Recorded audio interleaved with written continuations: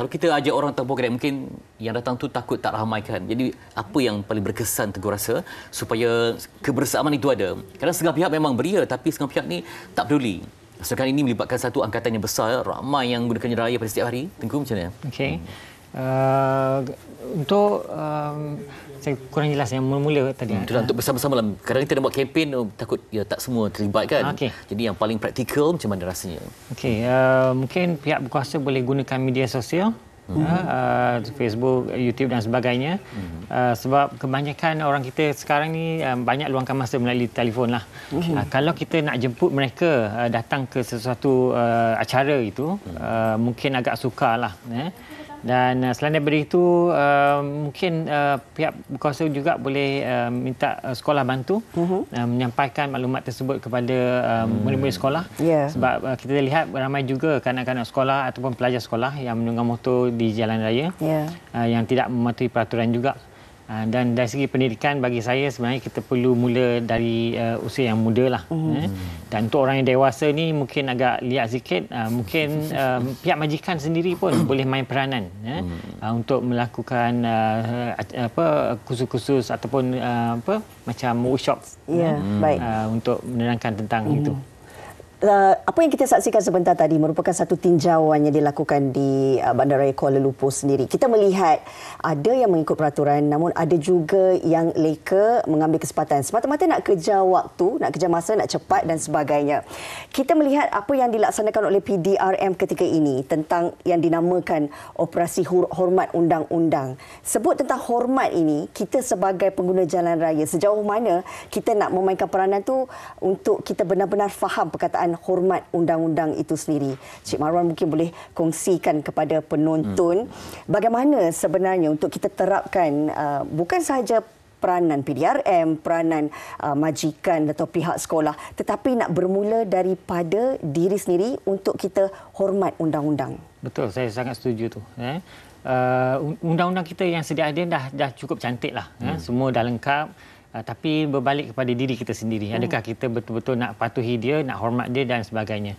So, saya tengok masalah kita adalah kurangnya kesedaran tentang kenapa perlunya kita mematuhi peraturan itu dalam diri masyarakat kita lah.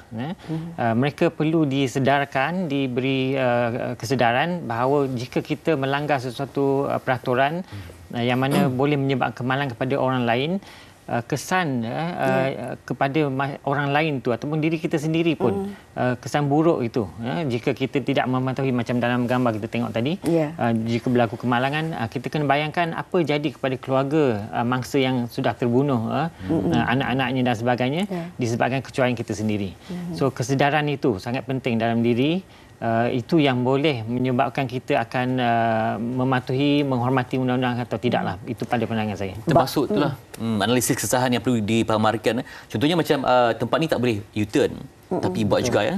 Menyebabkan mungkin ada nanti bertembung kenderaan lain pula. Jadi saya rasa perlu ada penyebaran lah kesalahan yang ada itu. Kadang orang memang dah terbiasa, tak boleh buat tapi dah sebabkan biasa, dia pun dah terbiasakan. Jadi macam mana, ruang apa lagi yang kita ada? Mungkin ketegasan perlu tak untuk dalam kes ini? Okey, pendidikan tu sangat penting lah. Pendidikan, kesedaran dan sebagainya. Tapi selain daripada kita memberi pendidikan, penguatkuasaan peraturan undang-undang juga sangat penting lah. Sebab dia seolah-olah macam perumpamaan kita pergi sekolah. Cikgu ataupun cikgu sekolah, guru besar dah beritahu jika anda ditangkap merokok di sini, di sekolah, anda akan didenda oleh guru disiplin. Tapi jika pengawas sekolah, guru disiplin tidak meronda, tidak memerhati, tak mencari kan. So saya rasa rasa untuk takut itu terhadap peraturan undang-undang tu akan kurang. The fear of getting caught, rasa ketakutan untuk ditangkap itu akan kurang. So sebab itu saya mohon pihak berkuasa tingkatkan lagi penguatkuasaan supaya rasa ketakutan itu, the fear of getting caught itu lebih tinggi.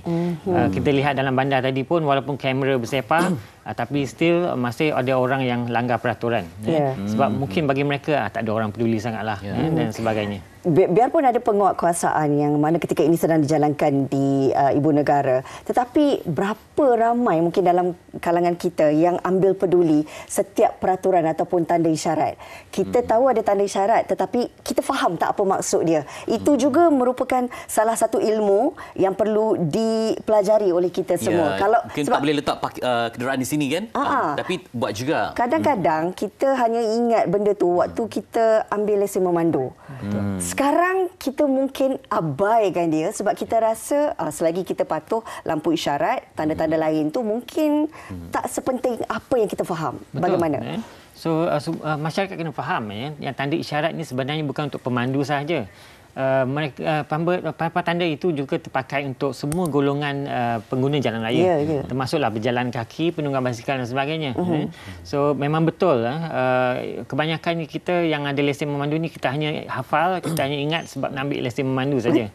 Dan mengikut kajian kita, apabila anda dah tamat memandu pun, selepas tamat latihan pun, kalau kita tanya lagi sekali, mereka dah lupa dah pun. So apa lagi kita yang dah berpuluh tahun memandu dia kan. So mungkin kita perlu galakkan mereka belajar semula. Sekarang dah ada buku secara online dah pun, peraturan undang-undang, supaya mereka dapat refresh, ingat balik apa yang mereka dah lupa tadi. Kalau kita tengok refresh itu penting untuk kaji semula. Dan ada komen daripada rakan kita di Facebook yang nak beri saranan ataupun pendapat, kita membaca. Dari Norzaidi Ismail, katanya penguatkuasaan yang amat lemah membuatkan orang ramai tak cakna tentang undang-undang. Penguatkuasaan patut tegas dalam penguatkuasaan, bukan saman tapi nasihat dulu baru disaman. Ataupun tak makan saman, macam mana isu perkara yang kita alami sekarang ni? Saya setuju tu. Itu antara fakta yang patut kita terima lah, walaupun agak pahit juga untuk terima. Penguatkuasaan kita bagi pandangan saya agak kurang tegas. Mungkin kalau kita nak terus tegas, mungkin masyarakat akan melenting juga.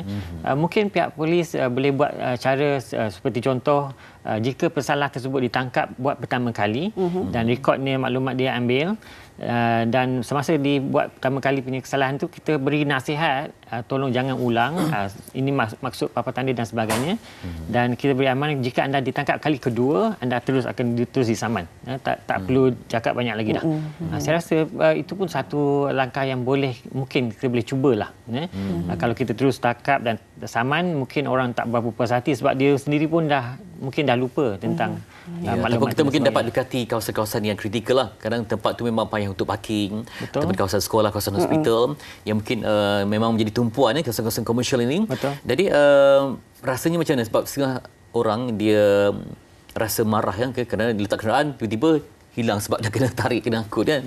Jadi macam mana, itukah mungkin pada waktunya memang betul-betul kena tegas supaya menjadi peringatan untuk orang yang lain. Betul. Itu tujuan penguatkuasaan, tujuan tindakan diambil adalah untuk memberi peringatan kepada yang diambil tindakan tadi, supaya next time lain kali dia tak akan buat benda yang sama. Sama juga dengan contoh saman. Jika kita disaman RM300 contohnya, dan saman itu pula tak boleh diskaun. So nilai RM300 bagi kebanyakan orang mungkin agak banyak juga. Dan dia akan rasa serik lah untuk buat lagi kesalahan itu. So itu salah satu cara yang berkesan bagi saya. So sebolehnya lah diskaun, kalau saman kalau boleh lah, jangan diberi diskaun. Sebab itu seolah-olah memberi satu isyarat bahawa yang kesalahan ini boleh ditolak ansur pula.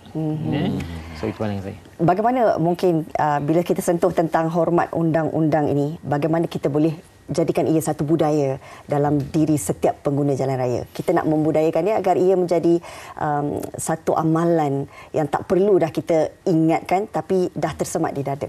Betul. Itu berkenaan dengan sikap lah. Jika sikap kita positif, kita ada kesedaran tentang pentingnya mematuhi peraturan dan sebagainya, mungkin kita sendiri akan menghormati peraturan undang-undang itulah. Tapi kita sebagai individu bermacam-macam jenis perangai. Sebab itu bukan kebanyakan orang, bukan semua orang yang akan menerima nasihat kita dan berubah secara peribadi. So untuk orang yang pesalah tegar ni contohnya, dari situlah kita perlukan undang-undang yang lebih tegas. Baik. Supaya sikap berubah. Baik. ia juga sebenarnya mengingatkan diri kita lah. Kadang-kadang kita ni lupa juga. Betul, Bukan dia masuk semua kelas papan lama. tanda kita boleh ingat. Ada yang kita jarang, yang biasa tengok. Okey, yang jarang. Contohlah, penerbit ada Penerbit uji kita. nak cuba katanya tanda isyarat ini. Mungkin kawasan ni kan? Kawasan Yes. permainan. Hmm. Oh, betul Pada permainan, betul Pada kan? permainan. Okey. Kalau di luar negara lagi pelik-pelik kita tengok kan? Betul. Sesuai dengan situasi negara. mereka.